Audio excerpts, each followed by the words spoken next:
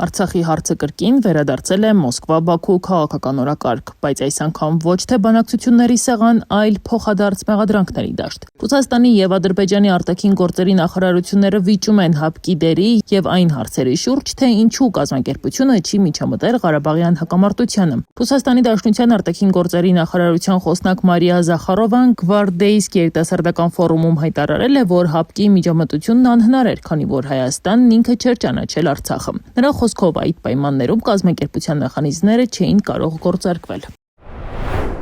ՀԱՊԿ-ի մասով Հայաստանի դիրքորոշումը, որը վերջին շրջանում վերածվել է, այսպես ասենք, սկզբունքային դիրքորոշման, բնականաբար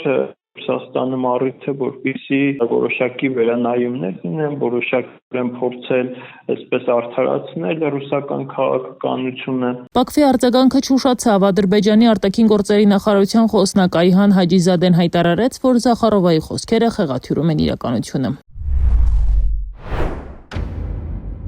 Ղարաբաղի տարածաշրջանը միջազգային հանրության, այդ թվում Ռուսաստանի Դաշնության կողմից միշտ ճանաչվել է որպես Ադրբեջանի անբաժանելի մաս։ Այս առումով անհրաժեշտ է դադարեցնել ռուս-հայկական հարաբերություններում եղած խնդիրները մեկնաբանել Ադրբեջանի տեսանկյունից։ Բաքուն պնդում է, որ Զախարովայի հայտարարությունը հակասում է հենց Ռուսաստանի տարիներ շարունակ ներկայացրած պաշտոնական դիրքորոշմանը։ Ադրբեջանի իշխանությունը հիշեցնում է, որ Մոսկվան մշտապես ճանաչել է Արցախը Ադրբեջանի մաս։ Քաղաքագետ Արա Պողոսյանի կարծիքով Զախարովայի հայտարարությունը պատահական չէ եւ այն նպատակ ունի վերաիմաստավորել ՀԱՊԿ-ի դերը հայ հասարակության համար։ Հաշվի առնելով հանգամանքը, որ տևական ժամանակ հայ ժողովրդին այսպես մատուցվում էր, որ ՀԱՊԿ-ին անդամակցությունը, ԵԱՏՄ-ին անդամակցությունը նաև որոշակի առումով անվտանգային բարձիկ է Հայաստանի Հանրապետության եւ Արցախի համար, այժմ կարծեք թե սա դարձել է այն հիմնական գործոններից մեկը, որը հայ ժողովրդի որոշակի հատվածի մոտ բացասական